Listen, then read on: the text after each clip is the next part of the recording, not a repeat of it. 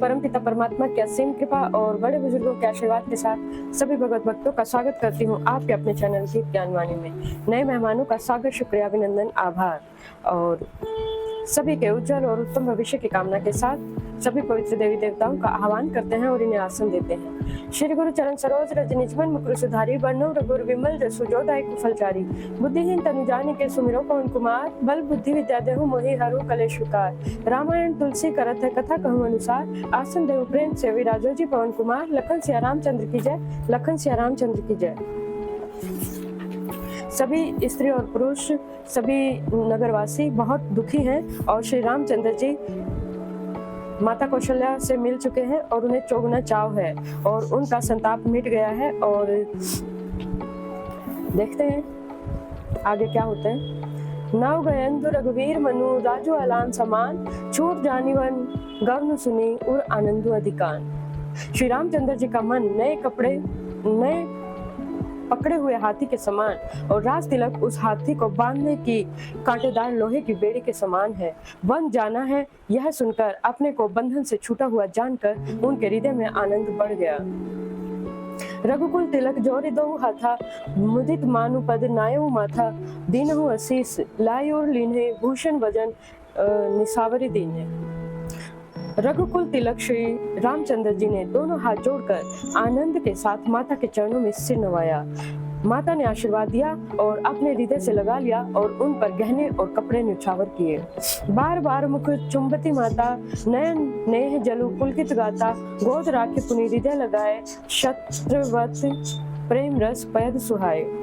माता बार बार श्री रामचंद्र जी का मुख चूम रही है, नेत्रों में प्रेम की जल की धारा बह रही है और सब अंग पुलकित हो गए हैं। श्री रामचंद्र जी को अपनी गोद में बैठाकर फिर हृदय से लगा लिया और सुंदर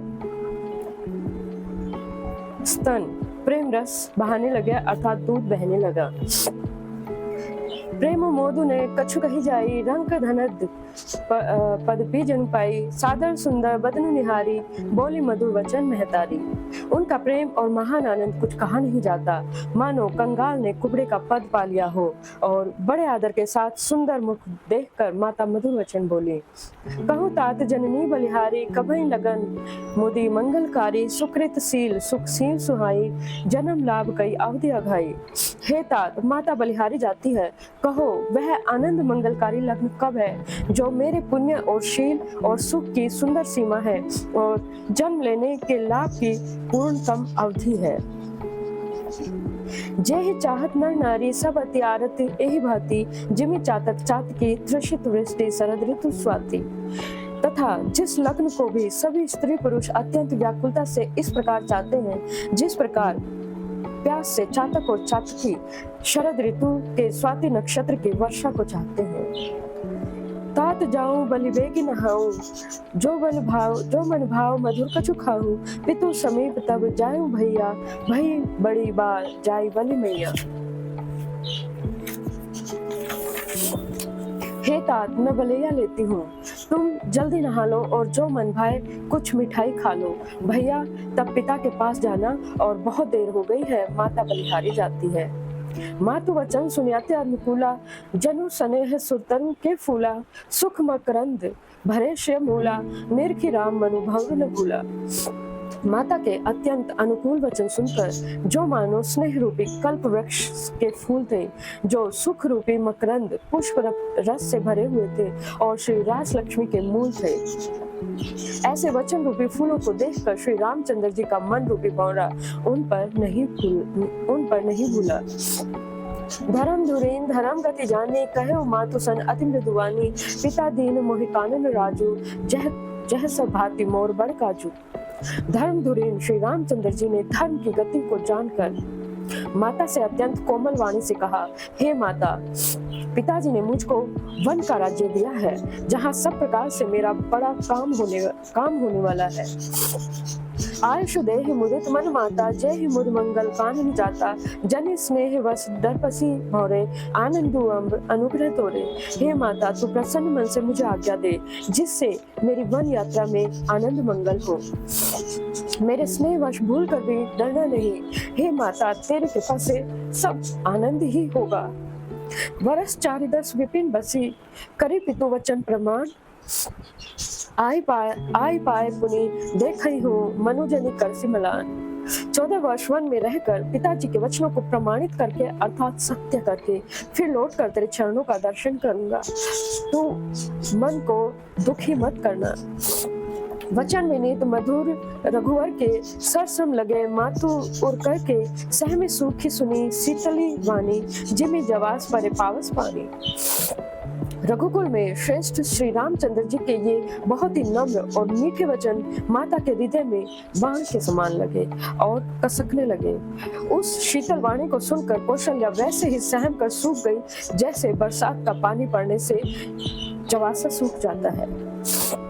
कहीं न जाई कछु हृदय विषादो मन मृगी सुनी कहीं न दू।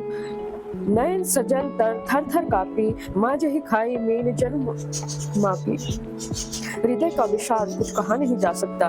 मानो सिंह की गर्जना सुनकर हिरनी विकल हो गई है। नेत्रों में जल भर आया और शरीर थर थर कांपने लगा। मानो मछली मांजा अर्थात पहली वर्षा का फेन खाकर बदहवास हो गई हो। धरी धीरे जो सित बदनु निहारी गदगद वचन कहती महतारी।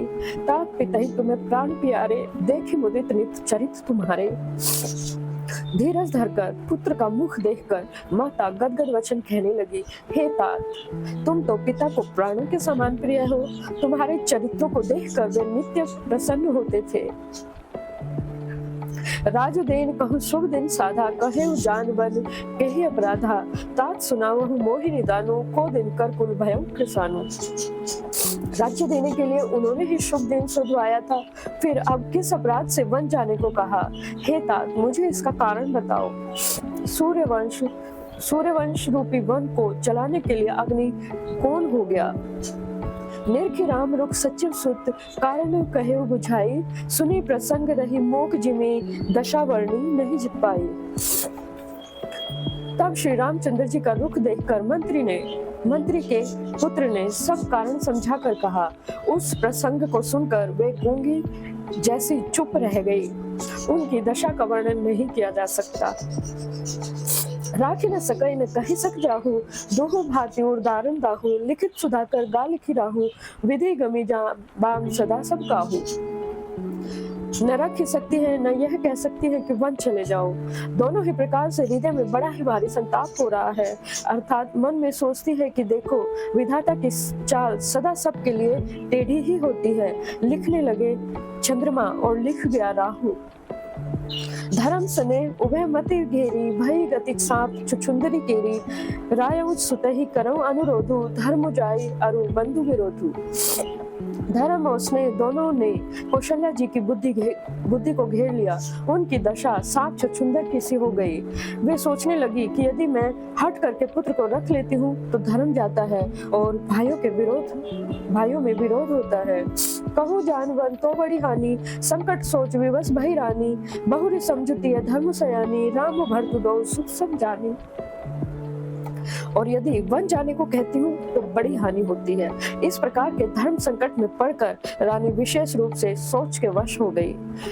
फिर बुद्धिमती कौशल्या जी धर्म स्त्री अर्थात पतिव्रता धर्म को समझकर और राम और भरत दोनों पुत्रों को समान जानकर सरल स्वभाव राम महतारी बोली वचन धरि धीर भारी। तात जाऊ बलि किन्हें नीका पितु आयसु सब धर्म टीका। सरल स्वभाव वाली श्री रामचंद्र जी की माता बड़ा धीरज धरकर वचन बोली। हे तात, मैं बलिहारी जाती हूँ। तुमने बहुत अच्छा किया। पिता की आज्ञा का पालन करना ही सब धर्मों में शिरोमणि धर्म है। राजुदेन कही दीनु बनु मोहिने सो दुख लेसु। तुम्हें बिनु भरतहि भूपतहि प्रजहि प्रचंड कलेशु। राज्य देने को कहकर वन दे दिया, उसका मुझे लेश मात्र भी दुख नहीं है।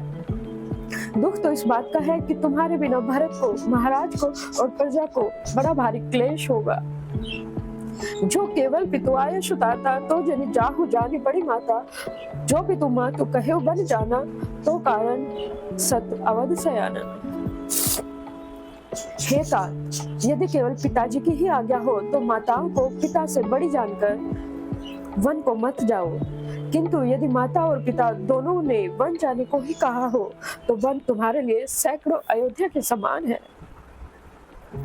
पितुवन देव मातुवन देवी खग मृग चरण सरोवर सेवी अंतहु उचित नृपहि वनवासु भय विलोकी है होई हराशु। वन के देवता तुम्हारे पिता होंगे और वन देवियां माता होंगी। वहां के पशु पक्षी तुम्हारे चरण कमलों के समान सेवक होंगे, तुम्हारे चरण कमलों के सेवक होंगे।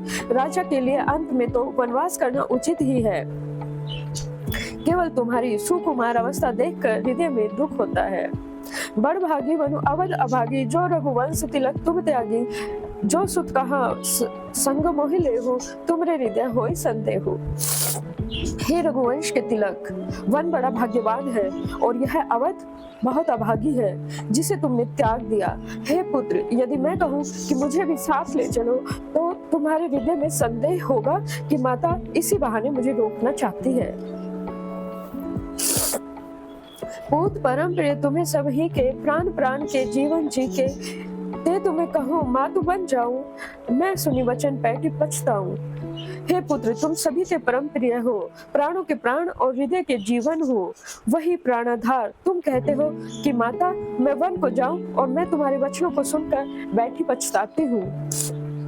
यह विचारी नहीं करो हट, झूठ स्नेह बढ़ाई। मानी मातु कर नाथ बलि, सुरती विसरी जनी जाई।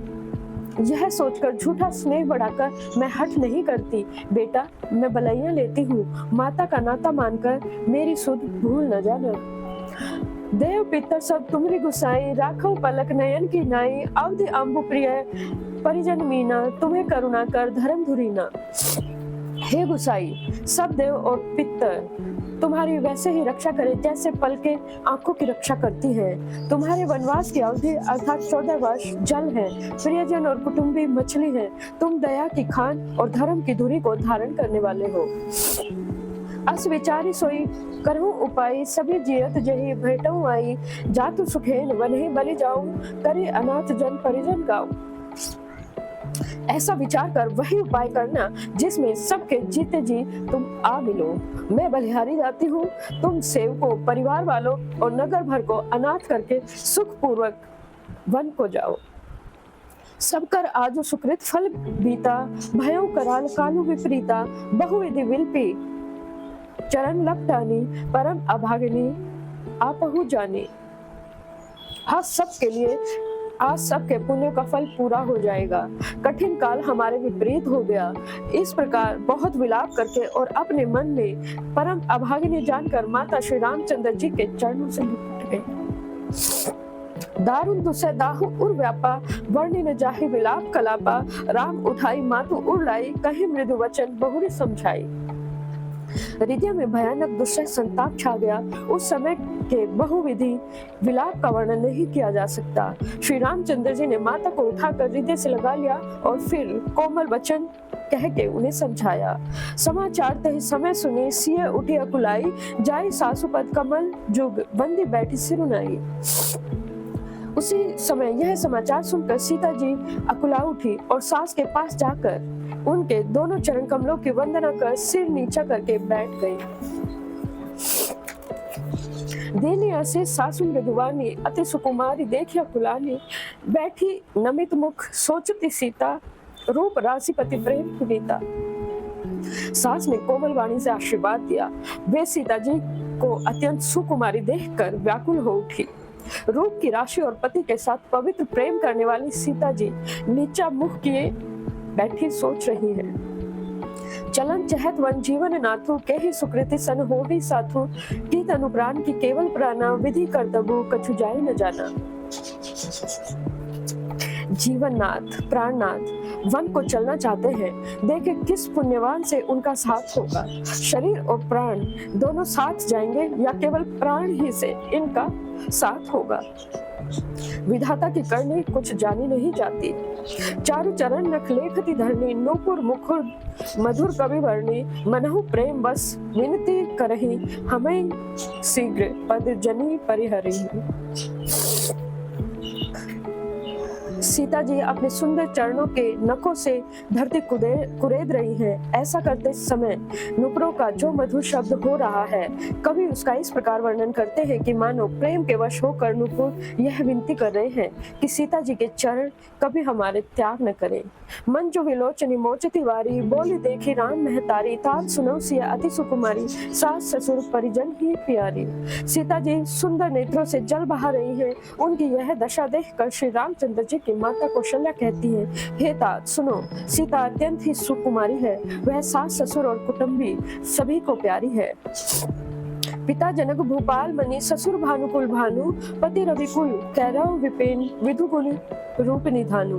इनके पिता जनक जी राजाओं के शिरोमणि हैं, ससुर सूर्य कुल के सूर्य हैं और पति सूर्य कुल रूपी कुमुद वन को खिलाने वाले चंद्रमा और गुण के रूप के भंडार हैं।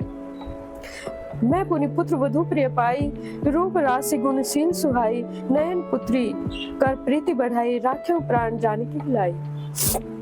फिर मैंने रूप की राशि, सुंदर गुण और शील वाली प्यारी पुत्र वधु पाई है। मैंने इन जानकी जी को आंखों की पुतली बनाकर इनसे प्रेम बढ़ाया है और अपने प्राण इनमें लगा रखे हैं। और इसी के साथ सभी पवित्र देवी देवताओं को यथास्थान जाने का आग्रह करते हैं और उन्हें विश्राम देते हैं।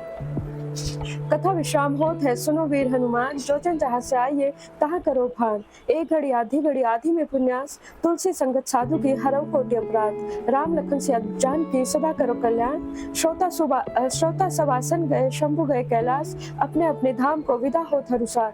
कहूँ दंडवत प्रभु सुने, विनय करो कर जो, लखन सिया रामचंद्र की जय, लखन सिया रामचंद्र की जय। और इसी के साथ सभी भगवत भक्तों के उज्जवल और उत्तम भविष्य की कामना के साथ आप ऐसे दिनों दिन उनसे करते रहे जैसे शुक्ल पक्ष का चंद्रमा बढ़ता है। और इसी मनोरथ के साथ, इसी शुभकामना के साथ, जय सिया राम, जय हनुमान, जय घनश्याम, जय माता रानी, जय गुरुदेव, जय महादेव।